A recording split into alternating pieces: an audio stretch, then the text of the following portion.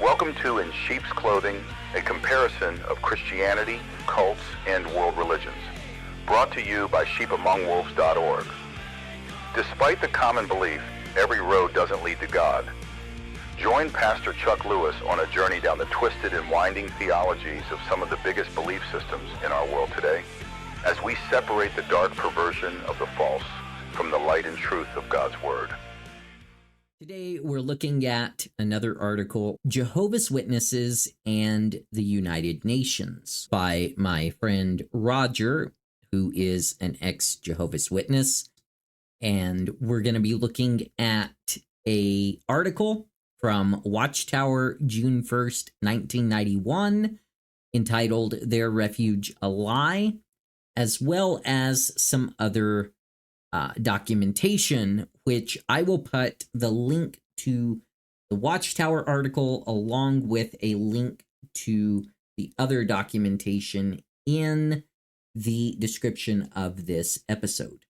So you can read along with it as we go, or you can look at it later, whatever you want to do. But it will be there for you to look at on your own.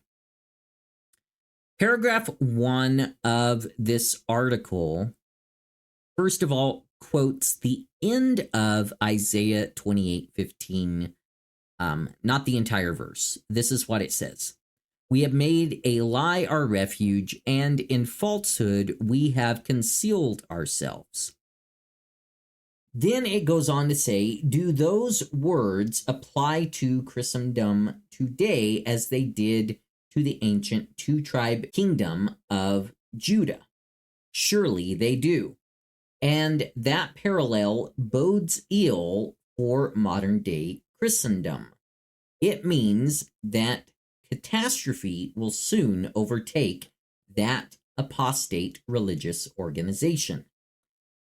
So, paragraph 1 calls Christendom that apostate religious organization. Why apostate?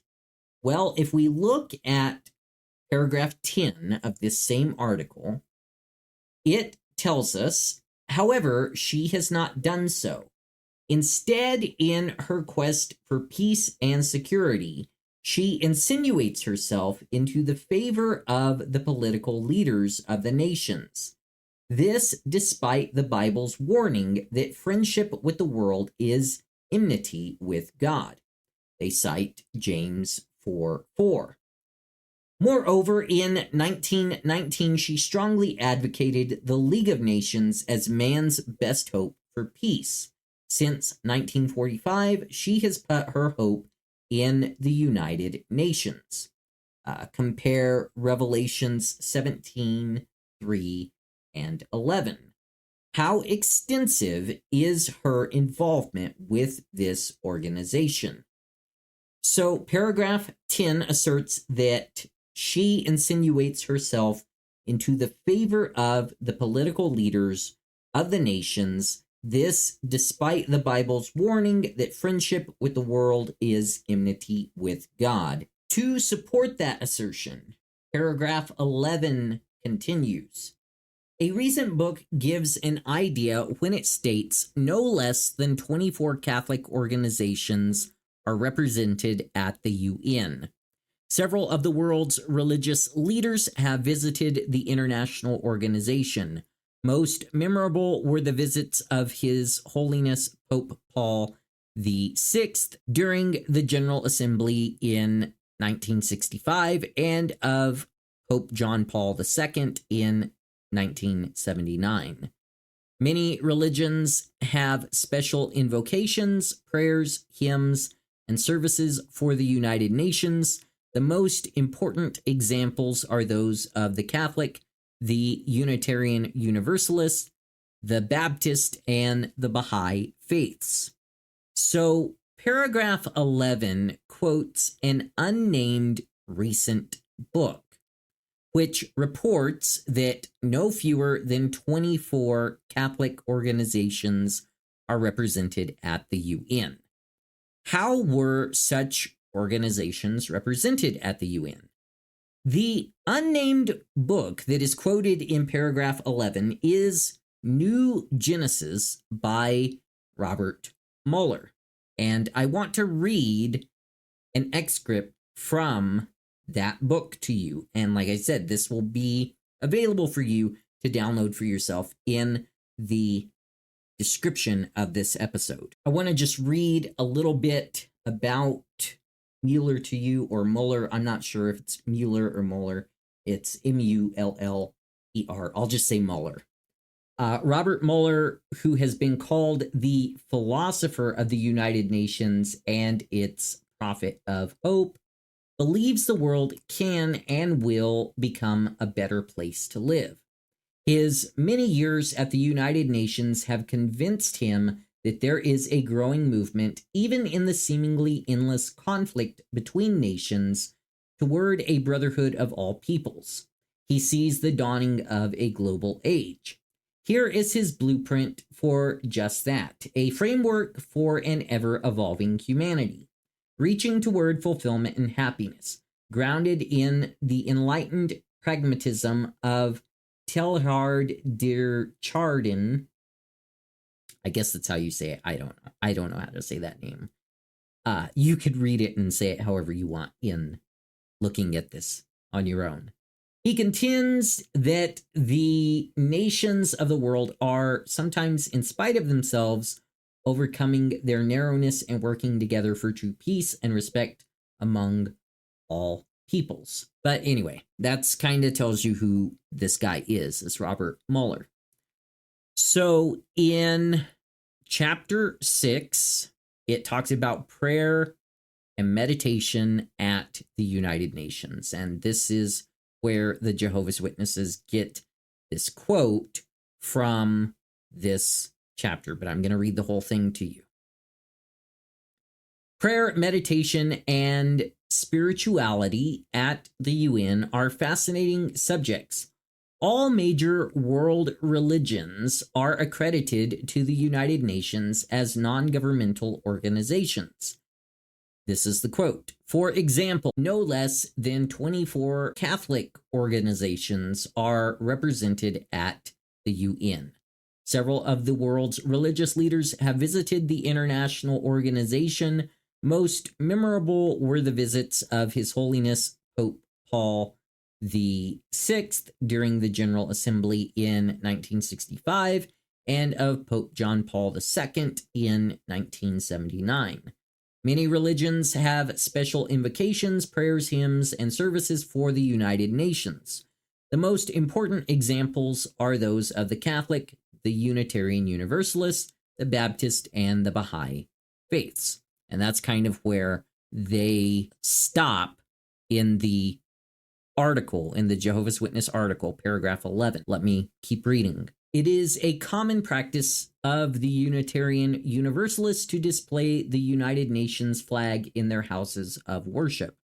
So does the Holy Family Church, the parish church of the UN, with its international reliquary and its many religious services and activities catering to world peace and to the international community. When it comes to the United Nations proper, one can obviously not say that it is a spiritual organization. How could it be otherwise? For the UN is the creation and mirror of governments, most of whom have secularized themselves. They have separated spirituality from their daily lives and preoccupations. Nevertheless, prayer and spirituality play an important role in the United Nations. It goes on. That's all that I have of that. But I wanted to show you where they're getting this quote from. So the sentence immediately preceding the portion quoted by Watchtower states, all major world religions are accredited to the United Nations as non-governmental organizations. So the question is, and you can look at this, you can see it in this document. The question is, why did Watchtower omit that significant statement? In the same year as that 1991 study article, the Watchtower Society also became accredited to the United Nations as a non-governmental organization and served as publicity agents for the UN for the next 10 years, reapplying for membership each consecutive year until the alliance was exposed by the Guardian newspaper in October 2001, whereupon Watchtower withdrew its membership. So the next document that you can look at is from World Headquarters of Jehovah's Witnesses, 25 Columbia Heights, Brooklyn, New York, 11201, and it gives their telephone number and all of that. This is dated November 1st, 2001. It says, "Dear brothers, because of published allegations by opposers that we have secret links with the United Nations, a number of branches have inquired about the matter and we have replied. This circular letter replaces any replies we have given earlier and is sent to all branches." This is from the branch committee, by the way. "To anyone inquiring within your branch territory, you might respond according to what is stated below. Our purpose for registering with the Department of Public Information as a non-governmental organization, an NGO, in 1991 was to have access to research material available on health, ecological, and social problems at the United Nations library facilities. We had been using the library for many years prior to 1991, but in that year it became necessary to register as an NGO to have continued access. Registration papers filed with the United Nations that we have on file contain no statements that conflict with our Christian beliefs. Moreover, NGOs are informed by the United Nations that association of NGOs with the DPI does not constitute their incorporation into the United Nations system, nor does it entitle associated organizations or their staff to any kind of privileges, immunities, or special status.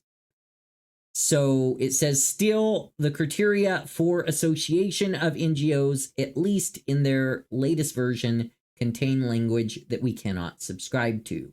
When we realized this, we immediately withdrew our registration. We are grateful that this matter was brought to our attention. We trust that the above is helpful in counteracting the attempts of opposers to discredit us. Please be assured of our warm Christian love and best wishes. Your Brothers Chairman's Committee, Administration Offices Desks, Legal Department, Office of Public Information."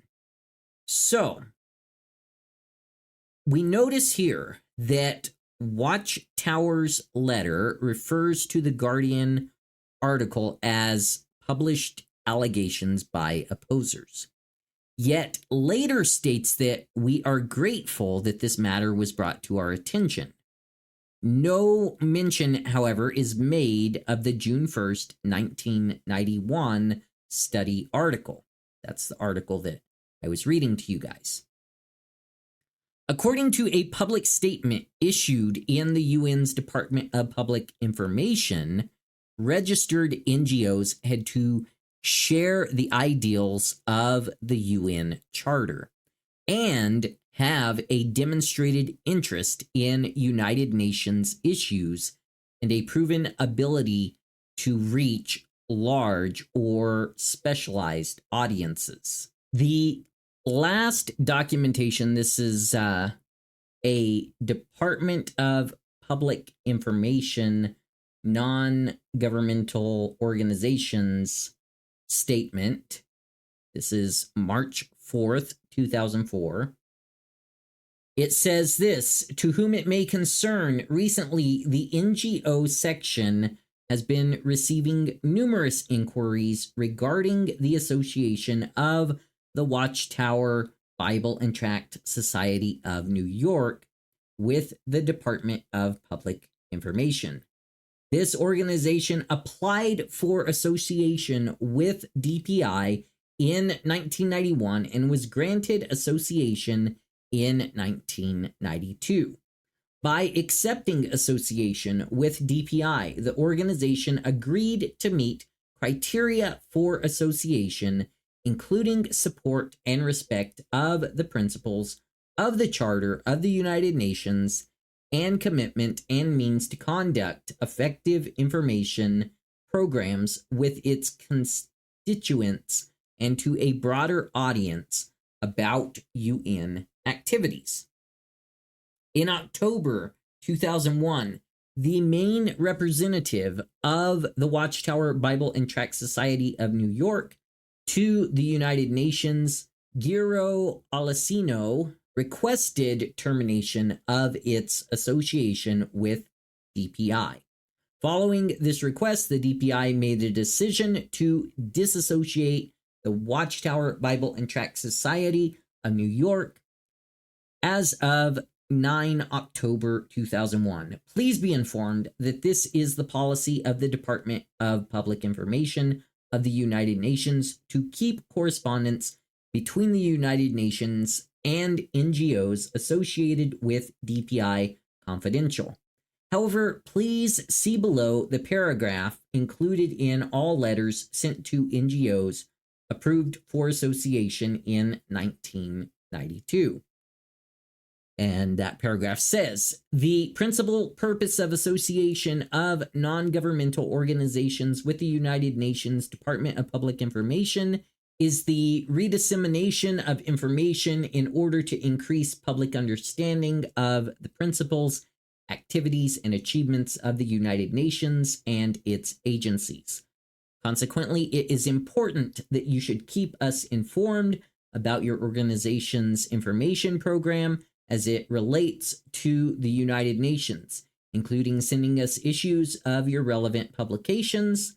We are enclosing a brochure on the United Nations and non-governmental organizations, which will give you some information regarding the NGO relationship. End quote. In addition, the criteria for NGOs to become associated with DPI include the following: that the NGO share the principles of the UN Charter, that they operate solely on a not-for-profit basis, that they have a demonstrated interest in United Nations issues and a proven ability to reach large or specialized audiences such as educators, media representatives, policymakers, and the business community, and that they have the commitment and means to conduct effective information programs about UN activities by publishing newsletters, bulletins, and pamphlets, organizing conferences, seminars, and roundtables, and enlisting the cooperation of the media. It goes on to say, we expect that you will share this information with your concerned colleagues, as we are unable to address the scores of duplicate requests regarding the Watchtower Bible and Tract Society that are being directed to our offices. Thank you for your interest in the work of the United Nations. Sincerely, Paul Hofel, Chief, NGO Section, Department of Public Information. So, what is Watchtower policy regarding individual JWs who do what their organization did? Well, let me read this to you.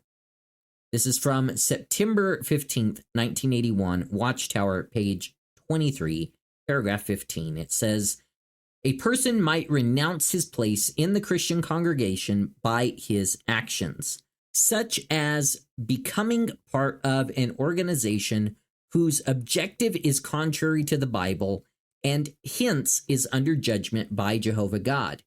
So if one who is a Christian choose to join those who are disapproved of God, it would be fitting for the congregation to acknowledge by a brief announcement that he has disassociated himself and is no longer one of Jehovah's Witnesses. End quote. Okay, the next one is from January 1st, 1979, Watchtower, page 31. In joining the YMCA as a member, a person accepts or endorses the general objectives and principles of the organization. Hence, for one of Jehovah's Witnesses to become a member of a so-called Christian association would amount to apostasy. According to the standard by which it judged Christendom to be apostate, and in light of Jesus' words at Matthew 12:37, that by your words you will be condemned, should the Watchtower Society be viewed as an apostate religious organization?